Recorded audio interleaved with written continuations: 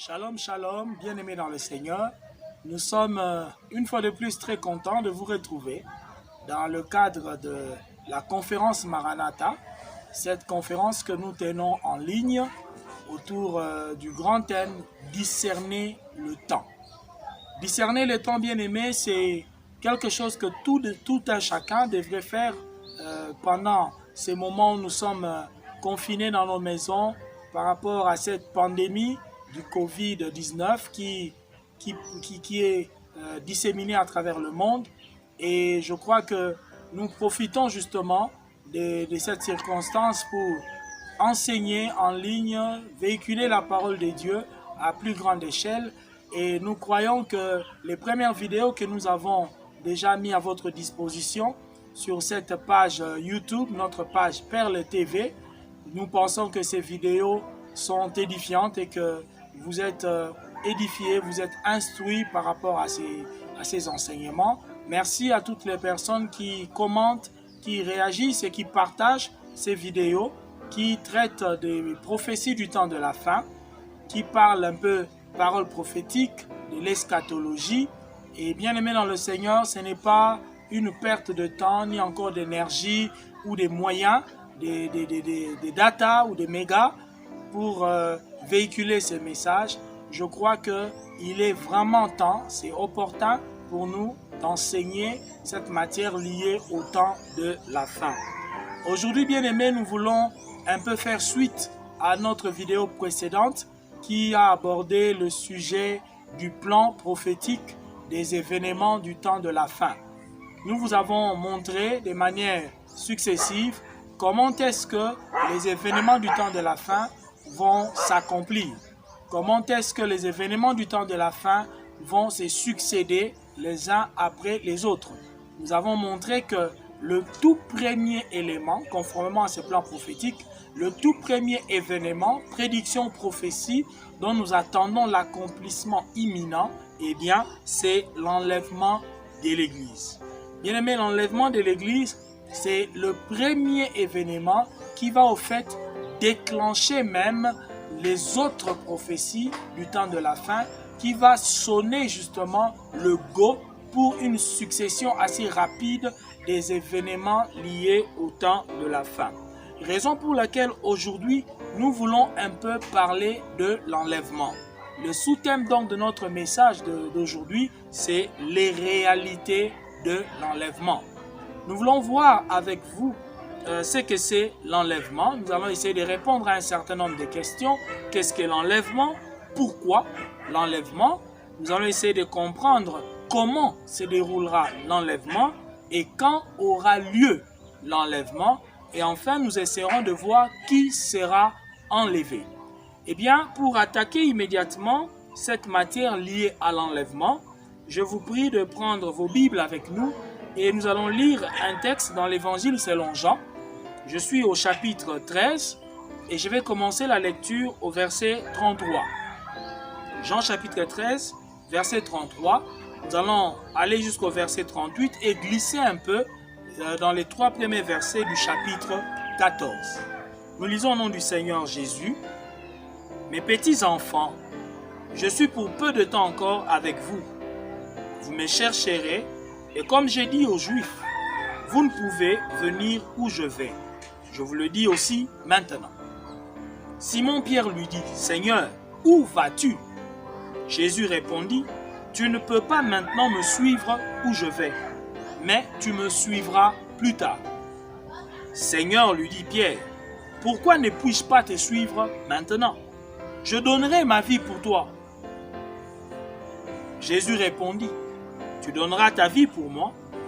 En vérité, je te le dis, le coq ne chantera pas que tu ne m'aies renié 3 fois. Que votre cœur ne se trouble point, croyez en Dieu et croyez en moi. Il y a plusieurs demeures dans la maison de mon Père. Si cela n'était pas, je vous l'aurais dit, je vais vous préparer une place. Et lorsque je m'en serai allé et que je vous aurai préparé une place, je reviendrai et je vous prendrai avec moi, afin que là où je suis, vous y soyez aussi. Parole du Seigneur. Attaquons bien aimé par la première question. Qu'est-ce que l'enlèvement? Eh bien, l'enlèvement, c'est l'événement par lequel le Seigneur Jésus, après qu'il soit allé au ciel auprès de son Père et qu'il ait préparé une place pour ses disciples, eh bien, il reviendra du ciel pour prendre ses disciples avec lui, afin que lui et ses disciples demeurent ensemble pour toujours. Nous venons de le lire tantôt, vous remarquerez que le Seigneur était en quelque sorte en train de faire ses adieux à ses disciples. Il venait de passer plus ou moins 3 ans et demi avec eux. Il a prêché l'évangile, il a enseigné, il a fait des miracles, mais il était temps qu'il s'en aille. Il était temps qu'il aille à la croix et après la croix qu'il meure, qu'il ressuscite et s'en retourne à son Père. Et avant qu'il ne puisse partir, il est en d'autres termes en train de donner ses dernières paroles. Et en donnant ces dernières paroles, c'est alors qu'il dit à ses disciples que je m'en vais, mais vous ne pouvez pas me suivre maintenant. Pierre a même posé la question, mais pourquoi est-ce que je ne peux pas partir avec toi maintenant? Le Seigneur a dit, tu me suivras plus tard. Eh bien, ces textes nous montrent clairement qu'il est de la volonté du Seigneur que non seulement lui aille au ciel, mais ses disciples aussi sont appelés à le rejoindre au ciel.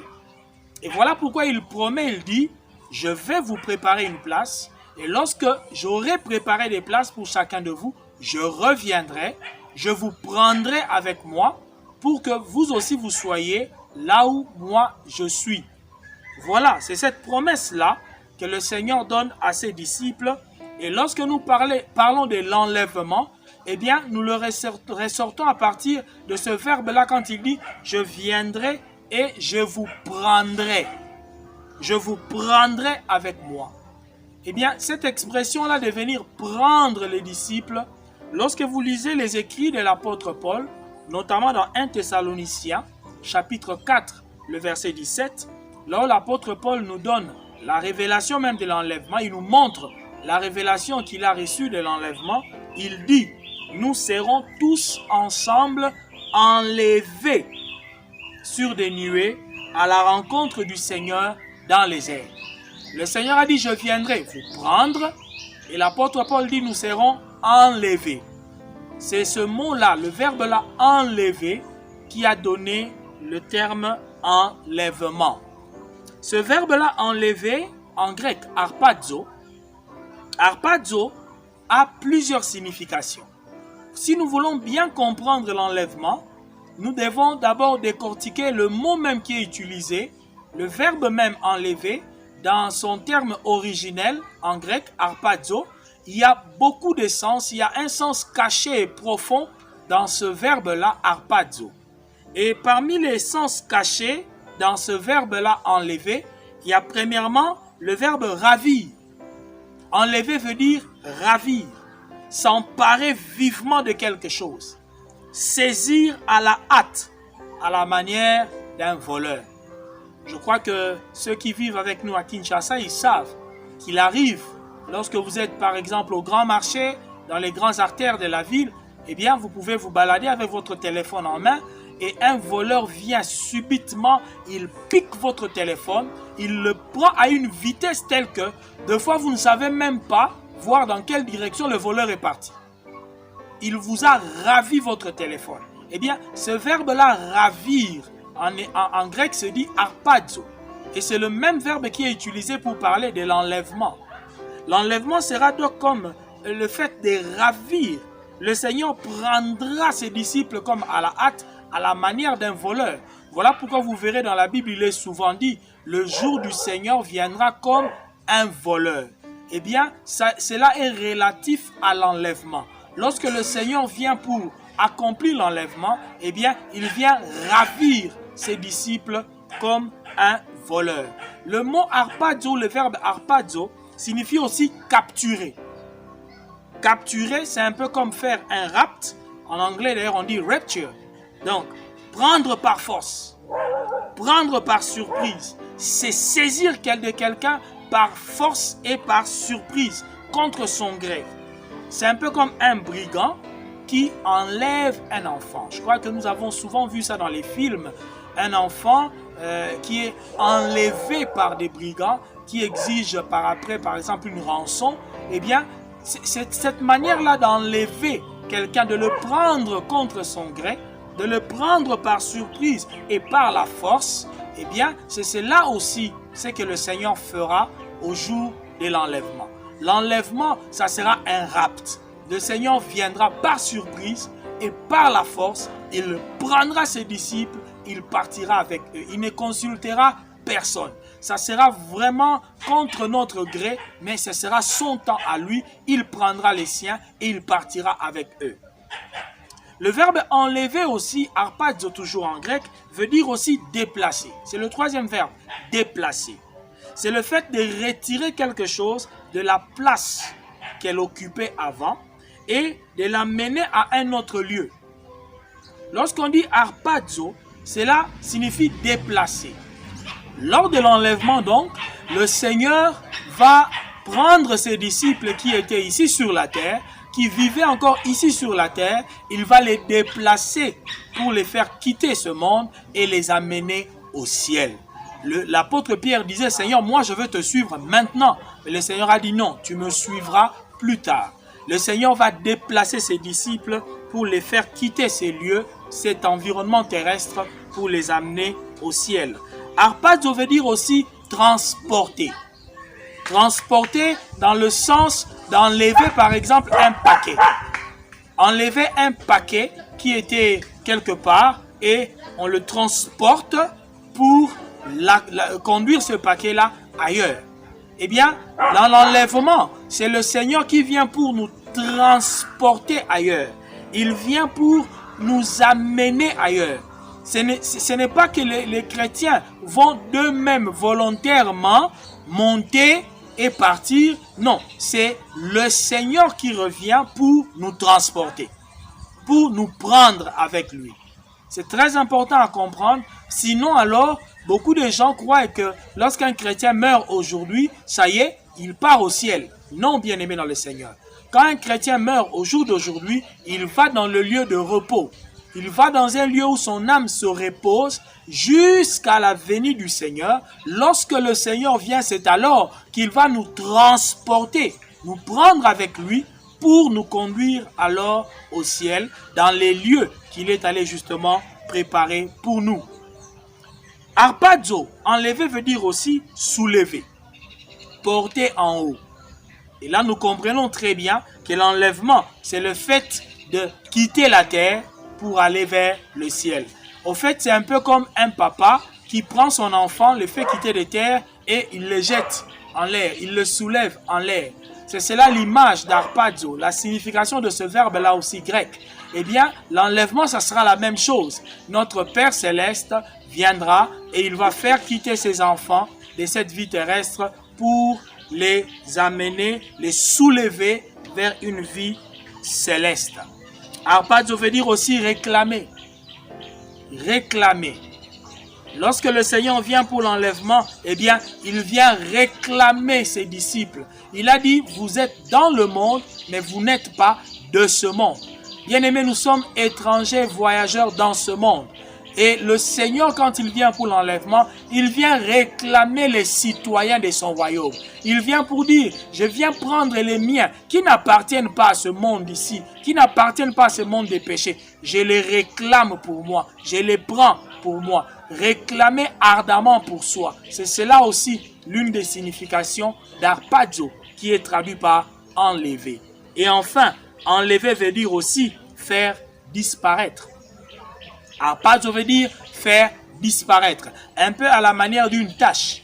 Vous voyez, quand un vêtement a une tache, on peut enlever la tache en utilisant un certain détergent ou un certain produit. Eh bien, lorsque le Seigneur vient pour accomplir aussi l'enlèvement, eh bien, il vient nous faire disparaître de ce monde physique pour que nous puissions nous retrouver au ciel. Lorsque l'enlèvement aura lieu, bien aimé, il y aura des disparitions partout. Les chrétiens qui seront prêts pour l'enlèvement disparaîtront partout de ce monde et ils vont apparaître dans la présence du Seigneur dans les airs.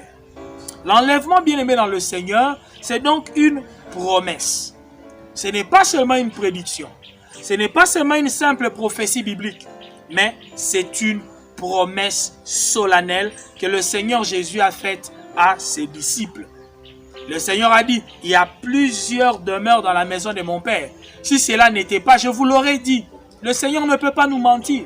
Il dit, s'il n'y avait pas de place là-bas, si je n'avais pas de lieux préparés pour vous, je vous l'aurais dit. Il dit, mais il y a plusieurs demeures et je vais vous préparer une place. Quand j'aurai fini, je viendrai vous prendre. C'est une promesse, bien-aimée.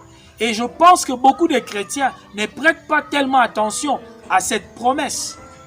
Nous considérons des promesses liées à la guérison divine, ce qui est une bonne chose.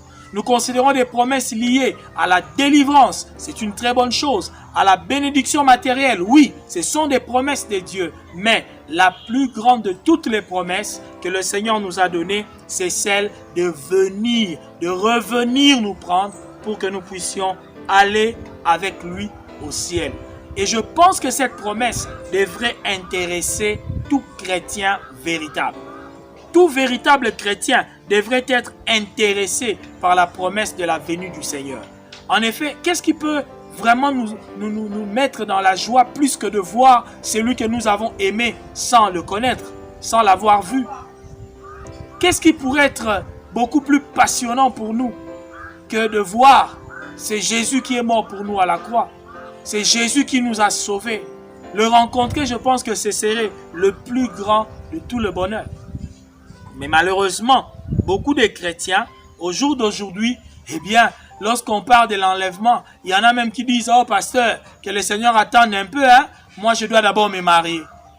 Que Dieu attende un peu, je dois quand même un peu voyager, travailler, je dois faire ceci. Il y a beaucoup de chrétiens qui font passer leurs ambitions terrestres avant même la venue du Seigneur, avant même ce désir-là de rencontrer le Seigneur, ce désir-là d'aller dans l'enlèvement. Bien-aimé dans le Seigneur, c'est inconcevable. C'est inconcevable qu'un véritable chrétien considère que ses ambitions terrestres valent plus que la rencontre du Seigneur. Rencontrer le Seigneur, c'est notre plus grand bonheur. Rencontrer le Seigneur devait être notre objectif, notre target, notre cible dans la vie, notre finalité, notre but final dans la vie. Et non acheter des maisons, des véhicules, se marier, voyager. Toutes ces choses sont bonnes et légitimes. Mais la plus grande promesse qui devrait nous préoccuper, c'est celle de rencontrer le Seigneur. Dans Jean chapitre 16, au verset 16 et au verset 22 aussi, le Seigneur nous dit « Encore un peu de temps et vous ne me verrez plus. Et puis encore un peu de temps et vous me verrez, parce que je vais au Père. Vous donc aussi, vous êtes maintenant dans la tristesse, mais je vous reverrai et votre cœur se réjouira et nul ne vous ravira votre joie. » Gloire au Seigneur. Le Seigneur nous promet ici une joie que personne ne pourra nous ravir. Lorsque l'enlèvement aura lieu, alors nous entrerons dans la joie éternelle. Une joie que rien ne pourra voler. Bien-aimé, tu peux te marier aujourd'hui et quelques années plus tard, tu peux perdre cette femme ou perdre ce mari. Cette joie ne sera jamais parfaite. Tu peux aujourd'hui avoir de l'argent et demain tu perds tout à cause d'une crise financière, à cause d'un vol ou à cause je ne sais de quelle calamité. La vie sur cette terre n'offre pas de bonheur parfait, n'offre pas de joie permanente.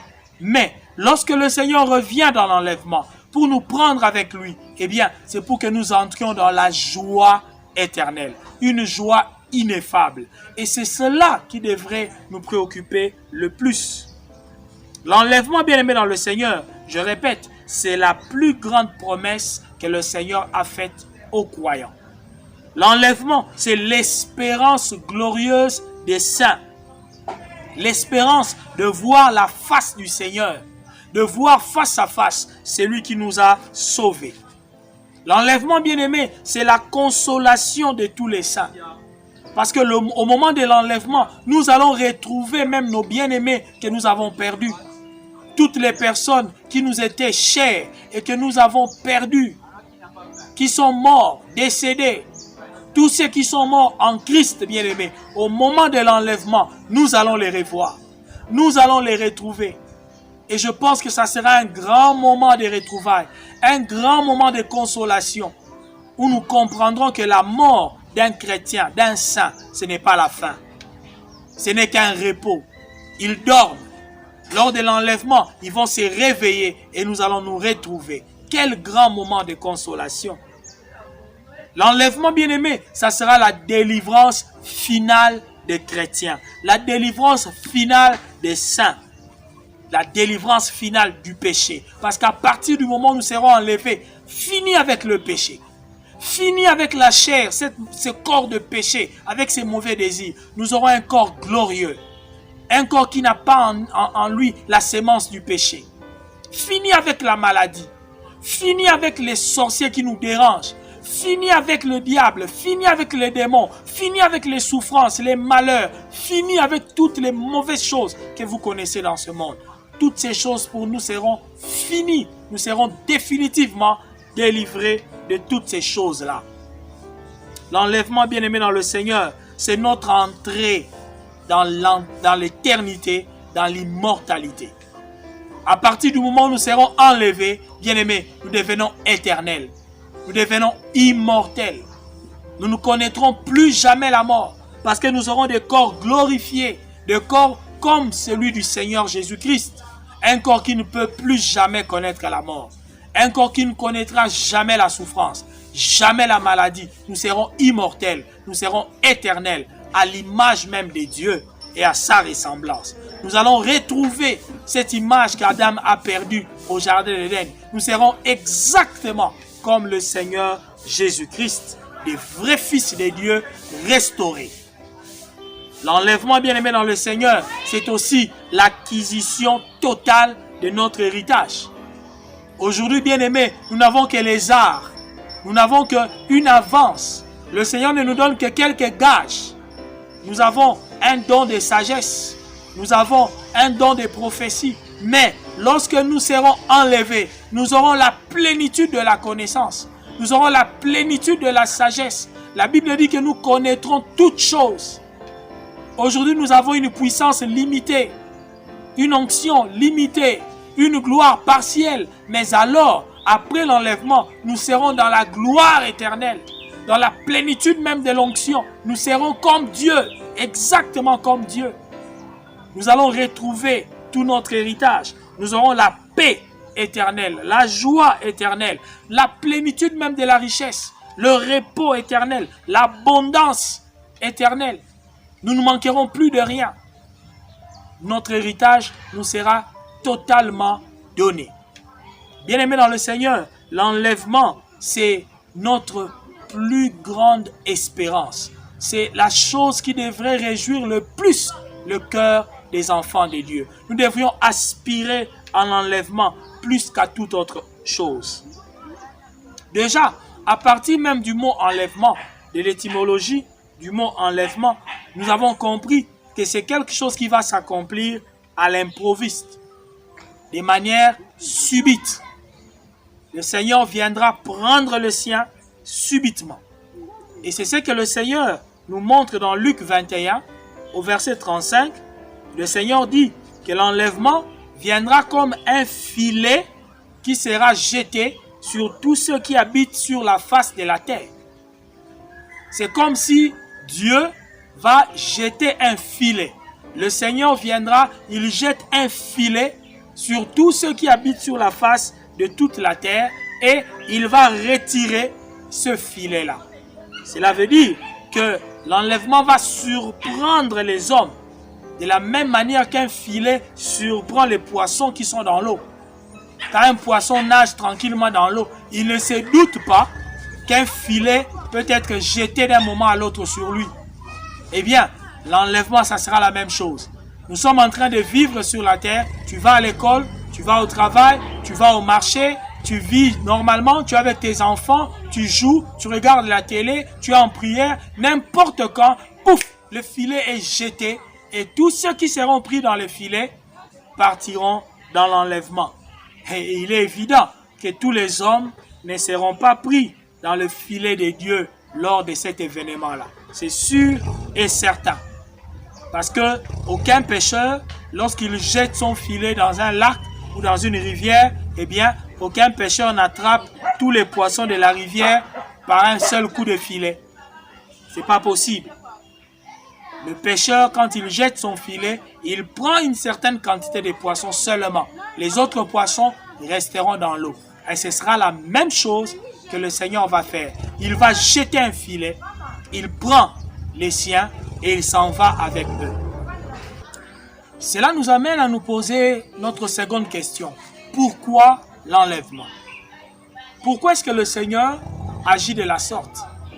Eh bien, lorsque vous lisez avec moi dans Luc chapitre 21, à partir du verset 34, la Bible dit ceci, c'est le Seigneur qui parle. Il dit, prenez garde à vous-même, de crainte que vos cœurs ne s'appesantissent par les excès du manger et du boire et par les soucis de la vie, et que ce jour ne vienne sur vous à l'improviste, car il viendra comme un filet sur tous ceux qui habitent sur la face de toute la terre. Veillez donc et priez en tout temps, afin que vous ayez la force, et c'est là que je voudrais souligner, il dit, veillez donc et priez en tout temps, afin que vous ayez la force d'échapper à toutes ces choses qui arriveront et de paraître debout devant le Fils de l'homme. Pourquoi l'enlèvement? Eh bien, on pourrait proposer différentes réponses à cette question-là. Mais sur base du texte que nous venons de lire, la principale raison pour laquelle le Seigneur viendra enlever ses disciples est de leur permettre d'échapper à certaines choses qui devront arriver ici sur la terre. Le Seigneur a dit, veillez et priez afin d'avoir la force d'échapper aux choses qui devront arriver. De quelles choses s'agit-il? C'est la question qu'on pourrait se demander. Quelles sont ces choses qui font que le Seigneur se sente obligé d'enlever ses disciples rapidement et de leur faire échapper? Quand on doit faire échapper quelqu'un d'un danger, eh bien c'est cela le salut. Sauver quelqu'un veut dire le retirer d'un danger, le faire échapper d'un danger. Je voudrais par là déjà que vous compreniez que l'enlèvement fait partie du salut que Jésus-Christ nous propose. Vous ne pouvez pas vous considérer comme sauvé tant que vous ne faites pas partie des candidats à l'enlèvement. Si vous ratez l'enlèvement, eh bien vous ratez le salut. L'enlèvement, c'est le salut final des croyants. L'enlèvement, c'est le moyen que le Seigneur a trouvé pour nous faire échapper des choses graves qui vont arriver incessamment. Eh bien, bien-aimés dans le Seigneur, vous devez comprendre que la Bible prédit, dans les prophéties bibliques donc, un temps difficile durant lequel l'humanité va vivre des catastrophes. La Bible prédit que l'humanité va passer par une période terrible, une période de grande tribulation, une période de châtiment divin qui entraîneront finalement la destruction même de notre civilisation. Les crises que nous connaissons aujourd'hui, les famines, les guerres, les catastrophes naturelles, toutes ces choses terribles que nous connaissons aujourd'hui, eh bien, selon la Bible, ce ne sont que le commencement des douleurs. Dans Matthieu 24, 6 à 10, le Seigneur a dit, lorsque vous verrez ces choses-là, les guerres, les famines, les pestes, il dit, ce ne sont que le commencement des douleurs. Bien-aimés, le Covid-19, le coronavirus que vous voyez, ce n'est que le commencement des douleurs. Les femmes enceintes peuvent vous dire comment est-ce que la douleur d'enfantement augmente. Au fur et à mesure que l'enfant est prêt à venir, les douleurs ne feront qu'augmenter. Et c'est la même chose.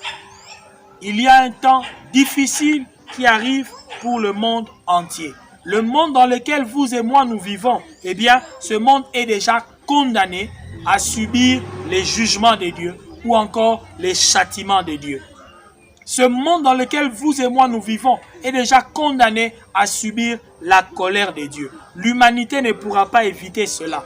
Quoi que nous fassions, nous ne pourrons pas éviter cela. Ce monde est condamné. Condamné. Les grands de ce monde peuvent chercher des pistes de solutions comme ils veulent. Je ne suis pas fataliste, je suis biblique. En tant que chrétien biblique, je vous assure, mes frères et sœurs, il n'y a rien que nous puissions faire qui puisse sauver ce monde de la colère de Dieu ou du jugement de Dieu. Le jugement de Dieu ou la colère de Dieu finira par s'abattre sur l'humanité. Dans la parole prophétique, nous trouvons en plusieurs endroits, dans l'Ancien tout comme dans le Nouveau Testament, il est question souvent d'une expression où il est parlé du jour de l'Éternel ou encore du jour du Seigneur. Je pense que tout lecteur de la Bible a certainement déjà vu des textes là où il est écrit « le jour de l'Éternel ». Le jour du Seigneur arrive. Eh bien, déjà je voudrais que vous compreniez que ce mot-là, jour, qui est utilisé, jour du Seigneur, ce n'est pas un jour de 24 heures. Ça ne sera pas un mardi ou un mercredi, non. Quand on parle du jour de l'Éternel, eh bien, c'est une période de temps kairos, une période de temps durant laquelle Dieu interviendra ouvertement et même visiblement dans les affaires du monde. C'est une période de temps où Dieu va intervenir de manière visible, palpable. Il va intervenir pour mettre fin au système impie, au système de ce monde de péché. Le jour du Seigneur dont parle la Bible, bien aimé dans le Seigneur, est souvent décrit comme un jour grand, un jour terrible, et que personne ne pourra supporter ce jour-là. Tous les prophètes de la Bible, ils présentent le jour du Seigneur comme un jour ténébreux, comme un jour de vengeance, un jour de ravage du Tout-Puissant.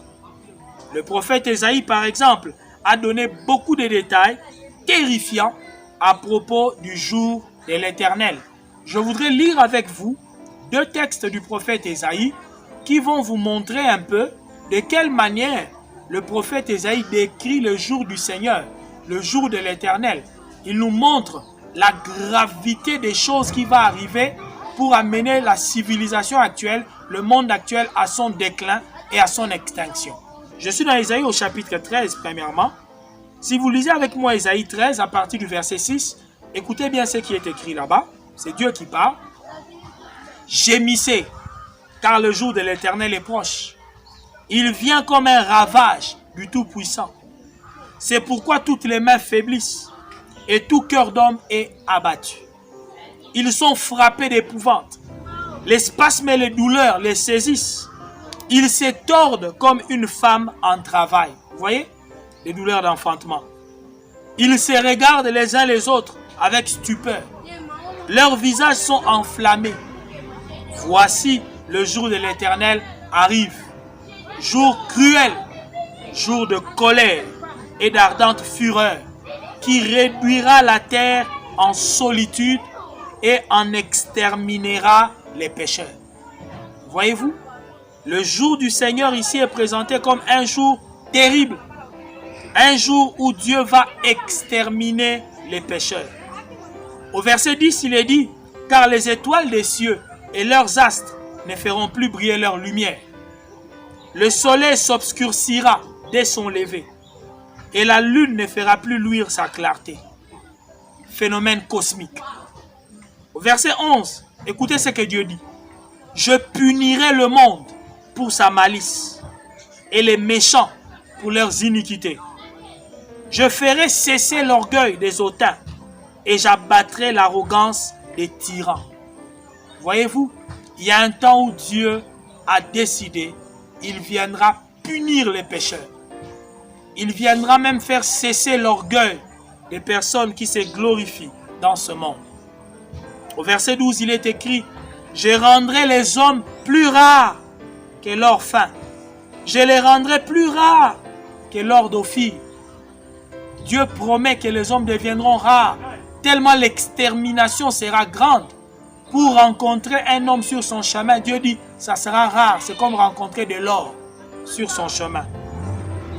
C'est pourquoi j'ébranlerai les cieux et la terre sera secouée sur sa base par la colère de l'Éternel des armées au jour de son ardente fureur. Bien-aimés dans le Seigneur, le jour du Seigneur ici nous est présenté comme un jour de colère, un jour où Dieu va manifester sa fureur contre les pécheurs, un jour où Dieu va exterminer les pécheurs, un jour où Dieu va faire entre guillemets, un massacre, un génocide. Dans Isaïe chapitre 2, à partir du verset 10, le prophète Isaïe continue. Il parle encore du jour du Seigneur. Je tiens à lire ce texte pour vous montrer l'importance de l'enlèvement. Si Dieu a prévu l'enlèvement pour faire échapper les saints de ce jour de colère, faire que ses disciples, que les chrétiens échappent de ce jour d'ardente fureur. Écoutez ce qui va encore arriver au jour du Seigneur. Dans Isaïe 2, on commence au verset 10, il est écrit « Entre dans les rochers et cache-toi dans la poussière pour éviter la terreur de l'Éternel et l'éclat de sa majesté. L'homme au regard hautain sera abaissé et l'orgueilleux sera humilié. L'Éternel seul sera élevé ce jour-là.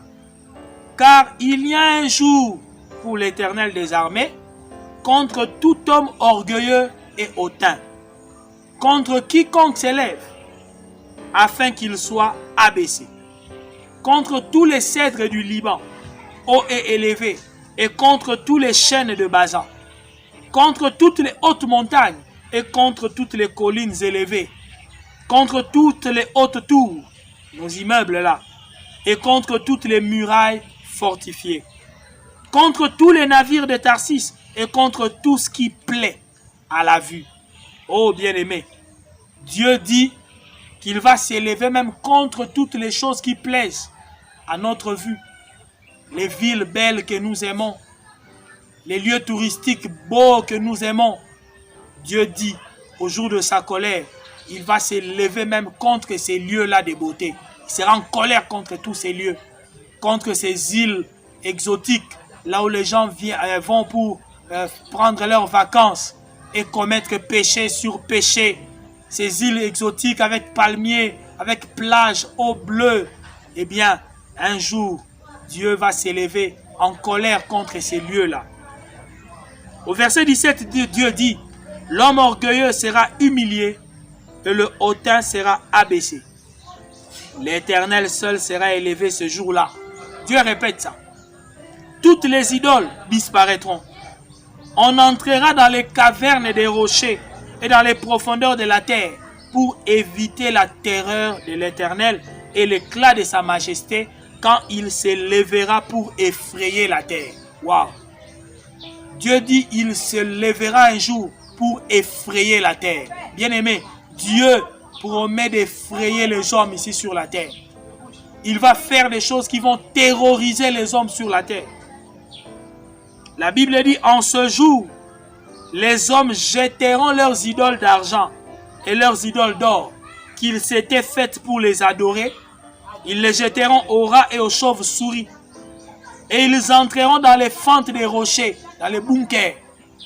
Dieu dit, ils vont entrer là dans les fentes des rochers et dans les creux des pierres pour éviter la terreur de l'Éternel et l'éclat de sa majesté quand il s'élèvera pour effrayer la terre. Cessez de vous confier en l'homme. Écoutez bien aimé. Dieu dit, cessez de vous confier en l'homme dans les narines duquel il n'y a qu'un souffle. Car de quelle valeur est-il? Bien aimé, ces textes que nous venons de lire sont des textes qui effrayent, c'est vrai, mais des textes qui doivent nous interpeller. Au jour d'aujourd'hui, le monde est entièrement sous le joug de Satan et c'est le diable qui contrôle sournoisement tous les secteurs de la vie des hommes. Et sous l'instigation du diable, les hommes se sont détournés de Dieu. Ils se sont forgés une philosophie de vie sans Dieu. Ils ont placé l'homme au centre de tout. Suivez même les discours des hommes politiques aujourd'hui. Ils disent qu'il faut mettre l'homme au centre de toute chose. L'humanisme. C'est cela la philosophie humaniste qui bat son plein au jour d'aujourd'hui. Mettre l'homme au centre de toute chose, autrement dit, ignorer Dieu. Ça a toujours été la tentation du diable depuis le jardin d'Éden. Satan avait proposé jadis à Ève en disant, si vous mangez de ces fruits, vous deviendrez vous-même comme Dieu. décidant de ce qui est bien et de ce qui est mal. L'homme devrait dépendre de Dieu, mais Satan l'a incité à rechercher l'indépendance.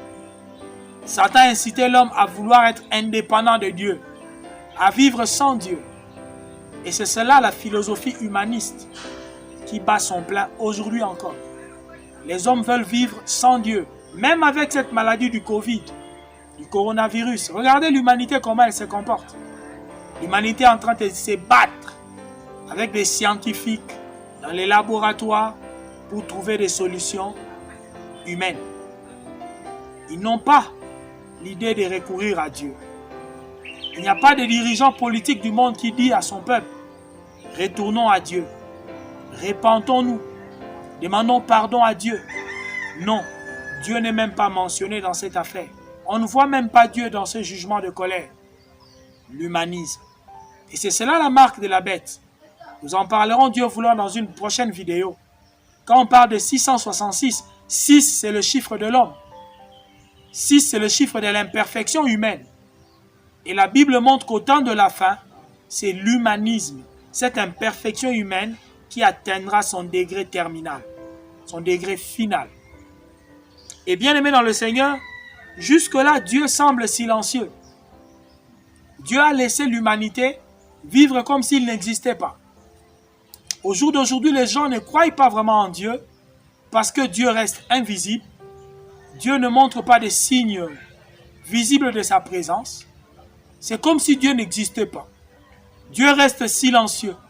Il laisse les hommes faire ce qu'ils veulent. Ceux qui veulent être homosexuels, lesbiennes, Dieu leur laisse. Faites ce que vous voulez. Et apparemment, ils ne voient encore aucune conséquence. Dieu laisse l'humanité faire ce qu'elle veut. Mais la Bible promet, il y a un jour, il y a un temps déterminé par Dieu où il ne restera plus silencieux. La Bible dit, il va s'élever pour effrayer la terre. Dieu va s'élever pour commencer maintenant à juger, pour commencer à sanctionner. Il va prouver à l'humanité que c'est lui le créateur, c'est lui le maître de l'univers. Il ne faut pas que les hommes se leurrent. Ce n'est pas nous qui avons créé cette planète, il y a un créateur. Et le jour où il va s'élever, il nous le fera comprendre. Il fera comprendre à cette humanité pécheresse que vous vous êtes passé de moi, mais j'existe. Je suis réel, je suis vrai. Et ce moment-là, lorsque Dieu va s'élever, bien-aimé, en ce jour-là, le jour de l'Éternel, ce sera catastrophique. La Bible nous dit dans la bouche du prophète Joël, par exemple, que Dieu va manifester sa colère ardente et il va détruire la terre par des grands châtiments. Vous pouvez lire ça dans Joël 2, à partir du verset 1 jusqu'au verset 11. Le prophète Joël nous parle aussi du jour de l'Éternel. Et le prophète Malachie nous dit que lorsque le jour de l'Éternel viendra, eh bien, il consumera les méchants. Ils deviendront comme de la cendre. Les méchants seront réduits en poussière. Ils deviendront comme de la cendre. Le feu de Dieu va brûler au point que les gens deviendront comme de la cendre, de la poussière. Le prophète Amos, quand il parle de ce jour de jugement, ce jour de colère de Dieu, il dit, ce sera un jour où l'homme fouille devant un lion, il rencontre un ours. Il entre dans sa maison, essoufflé, et il appuie sa main sur la muraille, et le serpent vient les mordre. Le prophète Amos, il présente le jour du Seigneur un peu par une imagerie assez comique et pathétique. C'est une manière de dire qu'il n'y aura pas moyen de fuir la colère de Dieu. Si tu fuis un châtiment à gauche, un autre châtiment va te rattraper à droite. Tu fuis l'Europe parce que les châtiments de Dieu sont là-bas. Tu viens en Afrique, les châtiments aussi viennent en Afrique. Les châtiments de Dieu s'abattront partout sur la terre. Il n'y aura nulle place pour fuir. Et c'est de cette manière-là que l'histoire de l'humanité prendra fin. Il y a un jour de colère du Seigneur. Et selon le plan prophétique de Dieu bien-aimé dans le Seigneur, c'est l'enlèvement de l'Église qui va déclencher ce jour de colère, qui va déclencher le jour du Seigneur. Lorsque l'enlèvement aura lieu, Dieu prend les siens, il les met à l'abri. Donc c'est comme quelqu'un qui dit, je veux manifester ma colère, je veux manifester mon jugement, mes châtiments veulent s'abattre. alors je ferai mieux d'enlever mes enfants. Je ferai mieux de les mettre à l'abri. De manière à ce que lorsque ma colère va se manifester, que mes enfants ne puissent pas subir aussi les châtiments de la colère. Au fait, Dieu, par l'enlèvement, il va épargner son peuple. Il va épargner ses enfants. Ensuite, il va châtier le pécheur. Voilà pourquoi l'apôtre Pierre dit, dans 2 Pierre chapitre 3, verset 10, il nous dit, « Le jour du Seigneur viendra comme un voleur. » Voyez-vous?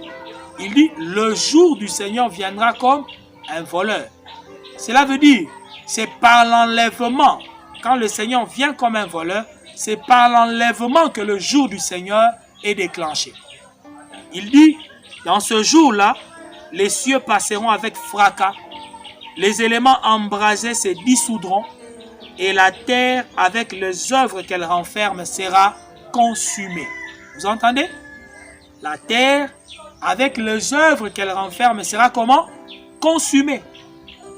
Ce monde ici va brûler, frère. Cette terre, avec tout ce que vous voyez, les maisons, les immeubles, les voitures, les lieux de beauté, tout ce que nous aimons sur cette terre est condamné à brûler. Personne ne va changer cela. Mais avant que ce feu de la colère de Dieu ne s'abatte, avant que le jugement de Dieu commence à s'abattre, Dieu va mettre ses enfants à l'abri au moyen de l'enlèvement. Voilà l'importance de l'enlèvement. C'est pourquoi le Seigneur a dit qu'en ce jour-là, la détresse sera si grande qu'il n'y en a point eu de pareil depuis le commencement du monde jusqu'à présent et qu'il n'y en aura jamais. Il y a une détresse qui va venir. Il y a un temps de difficulté, un temps de tribulation, des souffrances qui vont venir sur la terre. Bien-aimés, la Bible dit, ce temps-là n'est jamais arrivé. Depuis que le monde est monde, une telle souffrance n'est jamais arrivée. Mais ça va arriver. Et le Seigneur a pris des dispositions pour épargner ses enfants de ce temps-là terrible. Lorsque vous lisez le livre d'Apocalypse, vous remarquerez, Jean dit qu'il a été ravi en esprit au jour du Seigneur. Cela veut dire que Jean est allé en vision pour voir les choses qui se passeront là au jour du Seigneur. Et lorsque vous lisez l'Apocalypse, vous voyez là-bas comment le jugement de Dieu, comment la colère de Dieu va s'abattre sur la terre entière. Et bien aimé dans le Seigneur a l'intention de vous protéger. Il a l'intention de vous épargner de ce temps de jugement, de ce jour de colère qui vient. Déjà dans l'Apocalypse au chapitre 3, verset 10, lorsque le Seigneur s'adresse à l'église de Philadelphie, il dit à cette église, « Parce que tu as gardé la parole de la persévérance en moi, je te garderai aussi à l'heure de la tentation qui va venir sur le monde entier pour éprouver les habitants de la terre. Je viens bientôt, retiens ce que tu as, afin que personne ne prenne ta couronne. » Le Seigneur dit, parce que toi tu as gardé la parole de la persévérance en moi, il dit, moi aussi je vais te garder du temps d'épreuve qui va s'abattre sur le monde entier. Eh bien, le Seigneur va effectivement garder ses enfants. Il va les épargner de ce temps d'épreuve qui va arriver et qui touchera le monde entier. Les élus de Dieu seront épargnés par l'enlèvement. C'est cela la raison pour laquelle Dieu a prévu l'enlèvement. Épargner ses enfants des choses terribles qui vont arriver. Bien-aimés dans le Seigneur, je tenais à ce que vous compreniez que la race humaine est condamnée. Notre civilisation est condamnée. De même qu'à l'époque de Noé, Dieu a détruit le monde à l'époque de Noé par l'eau, eh bien, notre monde actuel est condamné à périr par le feu. La Bible nous donne beaucoup de textes qui montrent comment est-ce que cette extinction de la race humaine, l'extinction même des espèces se fera ici sur la terre. Et de même qu'à l'époque de Noé, Dieu avait dit à Noé, construis une arche, fais entrer ta famille là-dedans. Tous ceux qui étaient entrés dans l'arche étaient sauvés du déluge. Eh bien, l'enlèvement aussi, ça sera une manière pour nous d'être épargnés. Le Seigneur Jésus-Christ est un peu comme notre Noé. Il a dit, je suis allé vous préparer une place Quand j'aurai fini, je vous ferai entrer dans ces places-là. Aller au ciel dans l'enlèvement, ça sera comme entrer dans l'arche. C'est mettre à l'abri afin que la colère de Dieu finalement s'abatte sur la terre. Bien-aimés dans le Seigneur, vous et moi, nous avons tout intérêt à nous préparer pour l'enlèvement. Bien-aimés, l'enlèvement va arriver certainement très bientôt. Dans la prochaine vidéo, nous allons répondre à la question comment se passera l'enlèvement, quand se passera l'enlèvement et même qui sera enlevé. Nous allons entrer dans les détails par rapport à cette matière, mais pour aujourd'hui, j'aimerais que vous reteniez la consigne de Dieu par rapport à l'enlèvement. Le Seigneur a dit, veillez et priez en tout temps, afin que vous ayez la force d'échapper à toutes ces choses qui arriveront. Veillez et priez. Pendant ce temps de confinement, pendant ce temps où les églises sont peut-être fermées, c'est un temps où chacun devrait veiller sur sa vie, veiller sur sa conduite, régler sa vie, se donner à la prière pour avoir la force spirituelle d'échapper aux grandes calamités qui vont arriver, qui seront pires encore que le coronavirus qui frappe le monde maintenant. Le coronavirus, ce n'est encore rien. Il y a des choses beaucoup plus graves qui vont arriver. Que le Seigneur vous aide à prendre à cœur ce message. Il est plus tard que vous ne le pensez. Préparez-vous à l'enlèvement, frère. Préparez-vous à l'enlèvement, ma soeur. Mettez votre vie en ordre. Rallumez la flamme de la prière afin que vous soyez capable, prêt à échapper à la colère de Dieu qui arrive et que vous puissiez participer à l'enlèvement de l'Église. Vous en saurez un peu plus dans notre prochaine vidéo. En attendant, que le Seigneur vous bénisse, que le Seigneur vous fortifie, que le Seigneur soit avec vous. N'oubliez pas de partager cette vidéo avec vos amis, avec vos membres de famille. N'oubliez pas aussi de vous abonner à notre chaîne YouTube Perle TV et n'oubliez pas de nous écrire vos commentaires, vos impressions, vos remarques et nous ne manquerons pas de réagir à cela. Que Dieu vous bénisse et à la prochaine. Merci.